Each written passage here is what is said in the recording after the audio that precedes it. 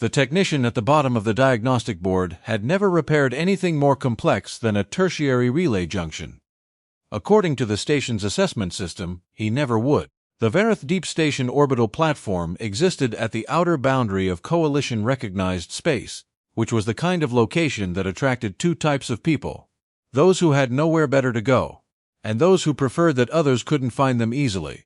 The station processed approximately 40% of the raw element extraction data from the Bellcross mining clusters, which made it strategically significant in a way that its physical appearance did not suggest.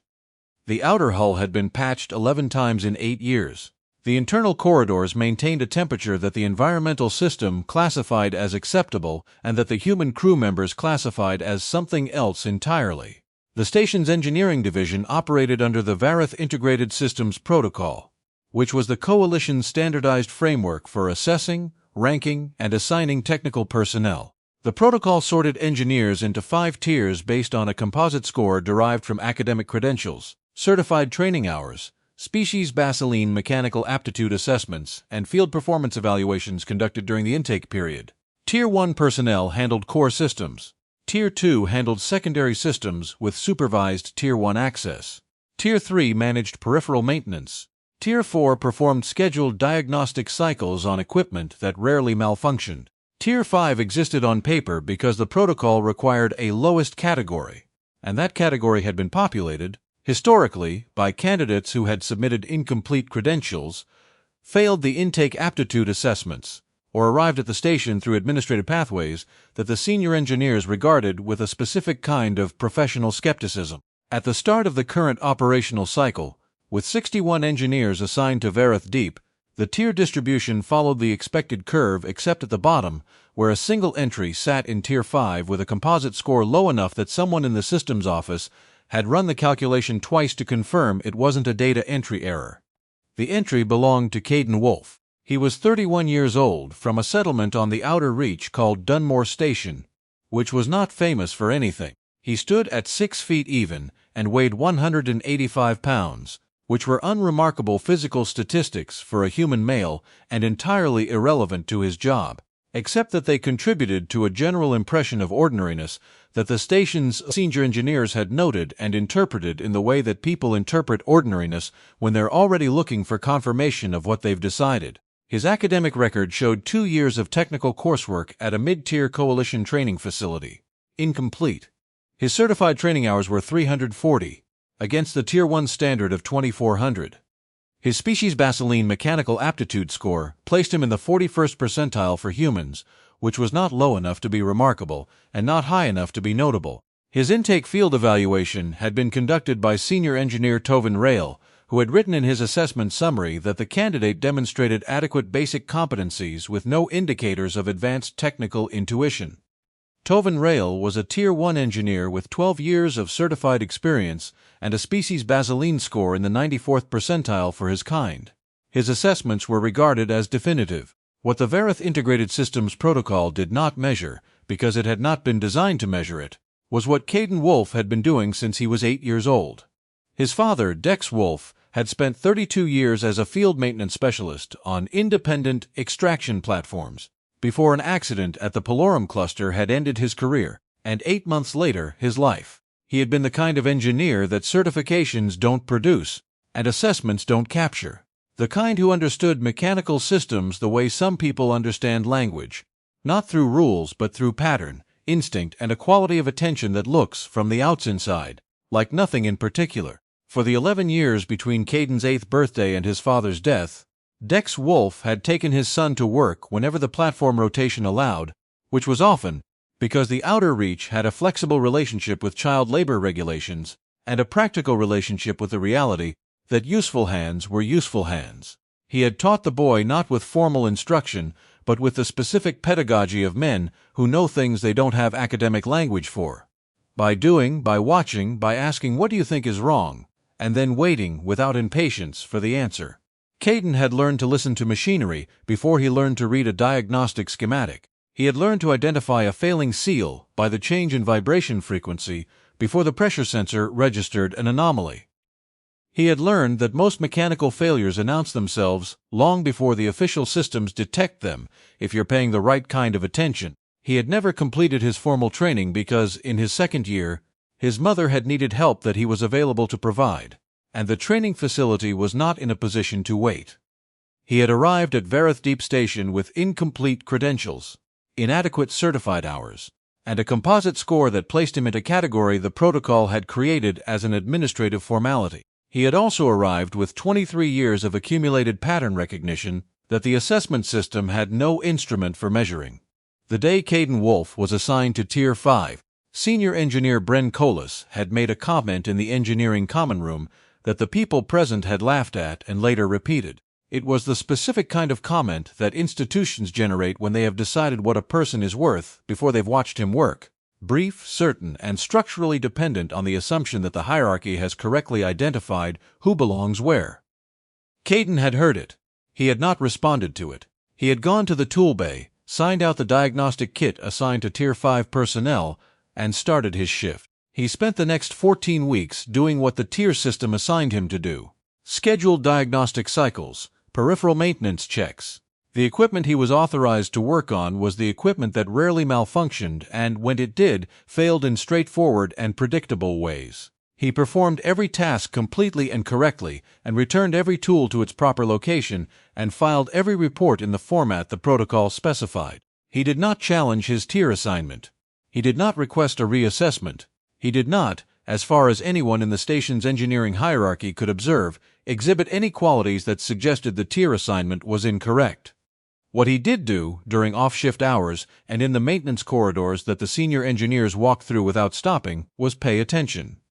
The Vareth Deep Station had been operational for 11 years. Its core processing array, the integrated system that managed element extraction data aggregation from the Bellcross clusters, had been installed during the initial commission and upgraded twice, most recently 4 years ago. The array was a Type 7 Vareth configuration, which was the coalition standard for mid-capacity orbital processing platforms, and had an excellent reliability record across the 34 stations where it was currently installed. Caden had been watching the array's output patterns since his third week on station, not because he'd been assigned to monitor it. The array was a Tier 1 responsibility, and he had no authorization to access its primary diagnostic interface. He'd been watching the peripheral indicators, the secondary exhaust signatures, the thermal distribution patterns in the corridor running adjacent to the array housing, the specific behavioral signature of the environmental system as it compensated for heat loads that weren't being properly distributed. He had noticed, by the 6th week, something that wasn't on any diagnostic report. The pattern was subtle. A Tier 1 engineer running the standard monitoring protocol wouldn't see it, because the standard monitoring protocol was designed around the system's nominal operating parameters, and what Caden was observing wasn't a deviation from nominal parameters. It was a shift in the system's baseline signature that the nominal parameters didn't have a framework for flagging. The array was running. Every monitored metric was within tolerance. The shift he was watching wasn't in any metric. It was in the relationship between metrics, in the way a machine's behavior changes when something internal has begun to change in a way that hasn't yet reached the threshold of measurable failure.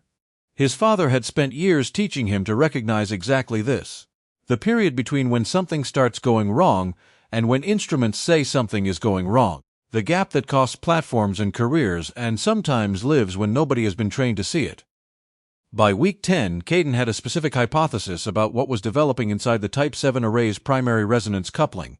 By week 12, he had refined it. By week 14, he was confident enough that he wrote it down in a maintenance observation log that Tier 5 personnel were technically authorized to file, though no Tier 5 engineer had filed one in the station's operational history, because the maintenance observation log existed for the purpose of documenting peripheral equipment anomalies, and the primary processing array was not peripheral equipment. The log entry was thorough. It described the observation, the methodology Caden had used to track it, the pattern he had identified, the specific component failure he believed was developing, and his projected timeline to critical failure. He had calculated the timeline based on the degradation curve he'd been tracking, which gave the station between 40 and 60 days before the array's primary resonance coupling reached a failure threshold. He did not estimate what would happen to the station when the array's primary resonance coupling failed. That information was in the Type 7 technical documentation that his tier classification did not authorize him to access, so he had not read it. He noted in the log that he was not a Tier 1 engineer, and that his assessment should be evaluated by qualified personnel. Senior Engineer Bren Colas received the maintenance observation log flag the following morning and read it in the engineering common room in the presence of 2 other Tier 1 engineers. His response was not long. It covered, in essence, 3 points. That the primary processing array was operating within all monitored parameters. That a Tier 5 engineer's observation of exhaust signatures and thermal distribution patterns in an adjacent corridor was not a diagnostic methodology recognized by the Vareth Integrated Systems Protocol, and that if the primary resonance coupling were developing a fault of the type described, it would have been detected by the standard monitoring protocol, which did not run a diagnostic. He closed the log entry with a notation that read, "Observation not actionable. Source classification. T5. Recommend standard duties."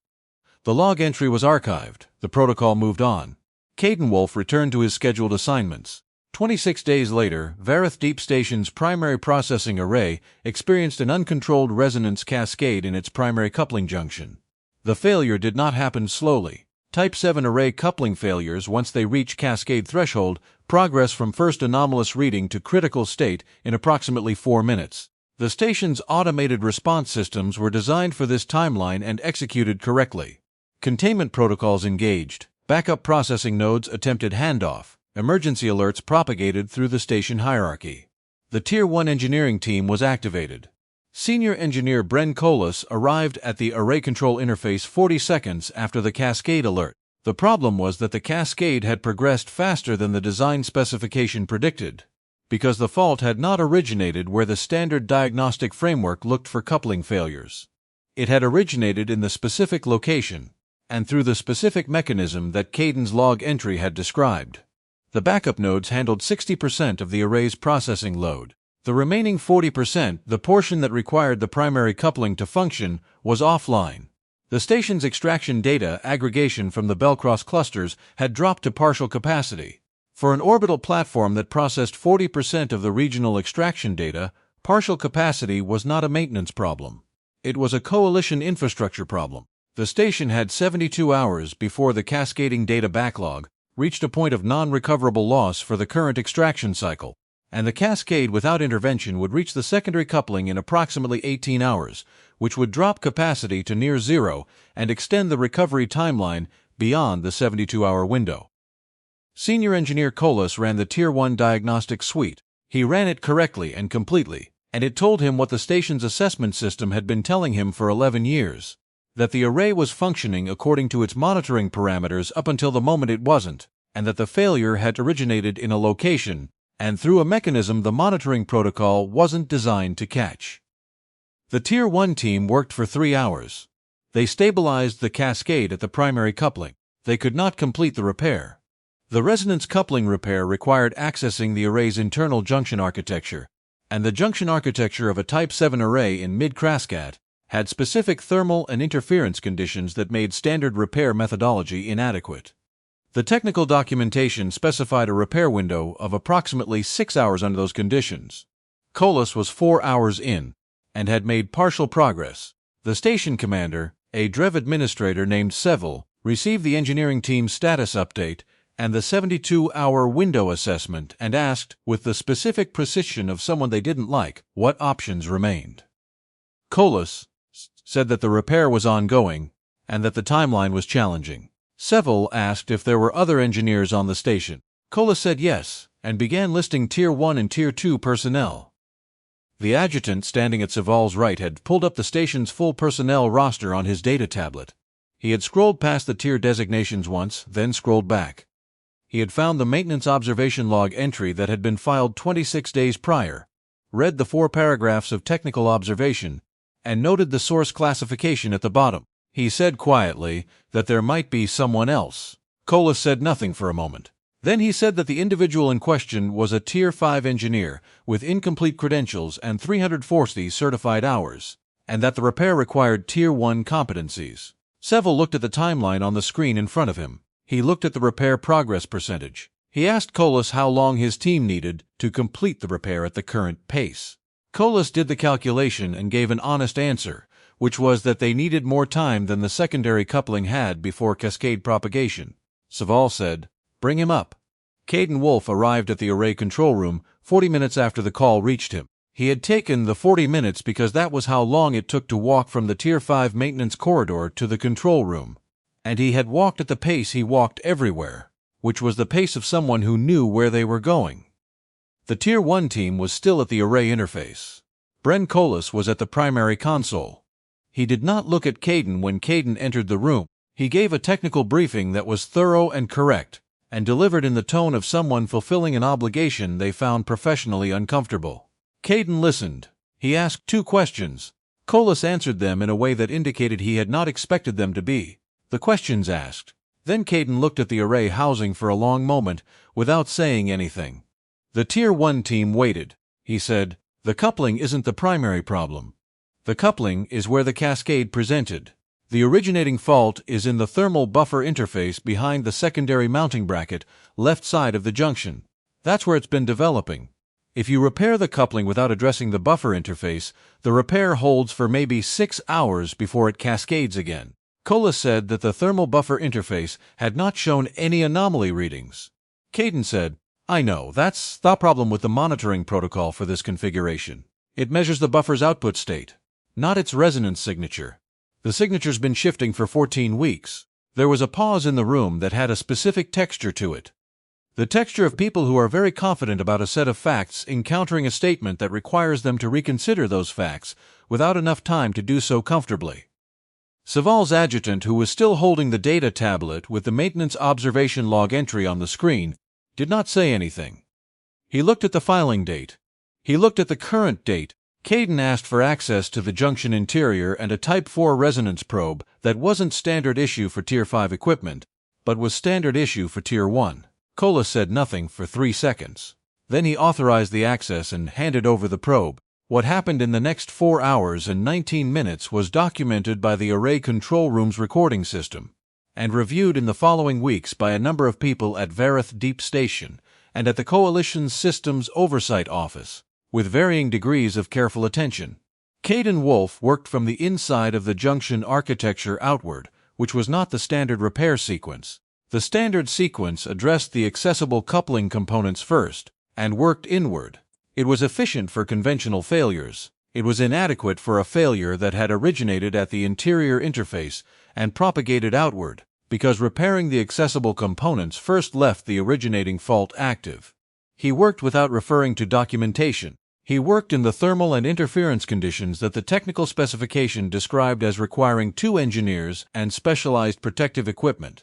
He used the resonance probe in a way that the Tier 1 engineers watching had not seen used before, and that one of them, afterward, described as technically incorrect, according to the training manual, and then paused and revised to technically undocumented. The thermal buffer interface had developed a microfracture pattern in its resonance membrane, at a depth of approximately 4 millimeters below the surface that the monitoring sensors could read. The fracture pattern was the specific type that develops slowly, produces no anomalous output readings, and causes no detectable signature change until the structural integrity of the membrane drops below a threshold at which resonance amplification begins.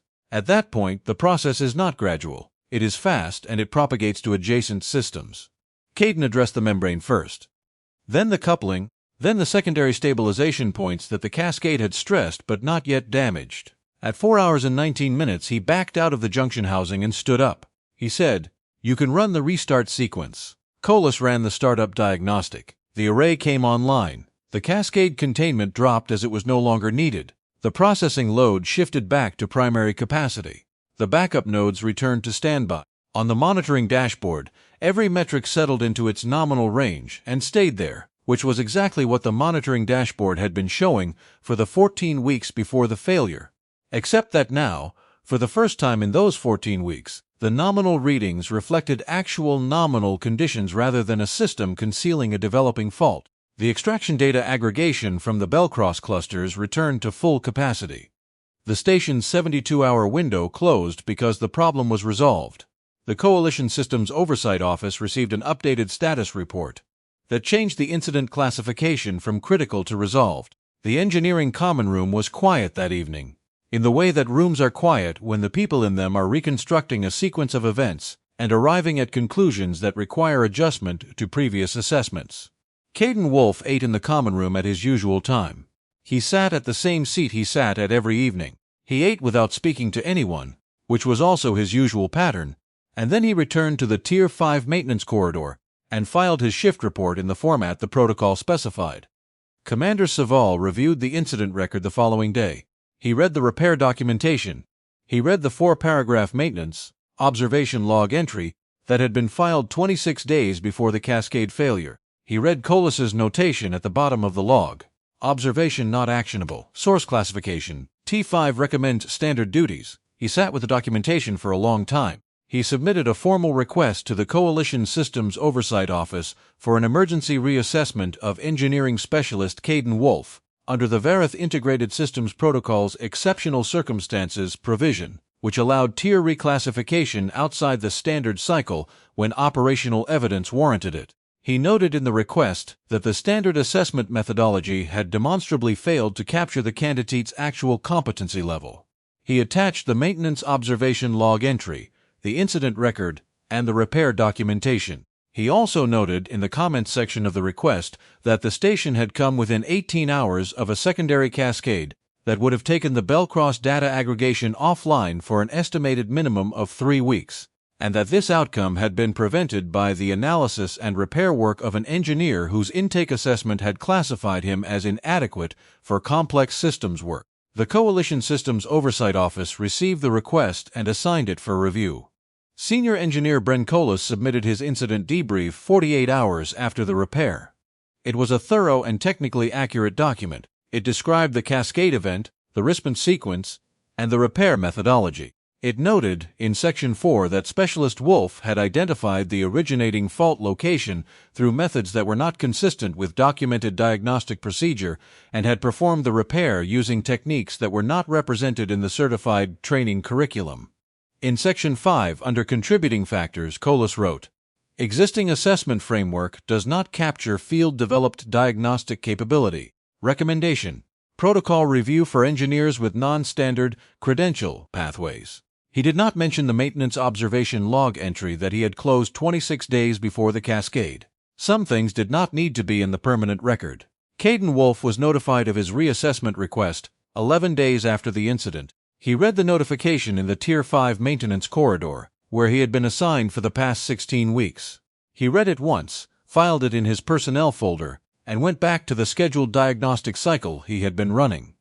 The diagnostic cycle covered a bank of peripheral environmental regulators in the station's outer ring, equipment that rarely malfunctioned and, when it did, failed in straightforward and predictable ways.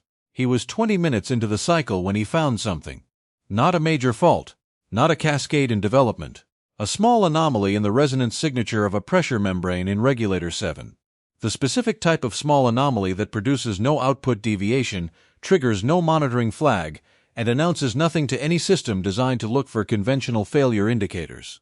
The kind of thing you'd only notice if you were paying the right kind of attention. He documented it in a maintenance observation log entry. He was thorough. He noted the observation, the methodology, the pattern, the specific component behavior he had identified. He estimated a timeline.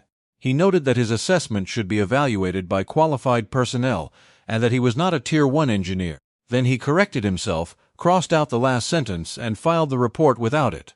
The reassessment results came back 6 days later. They had used the exceptional circumstances provision and run the evaluation against the Tier 1 standard, which was a departure from protocol that required sign-off from the Oversight Director, and had been granted in 36 hours, which was fast for a coalition ministrispes and reflected something about how seriously the incident documentation had been read. His new tier classification was entered as Tier 1, with a note attached, Field Competency Assessment. See Incident Record K7741.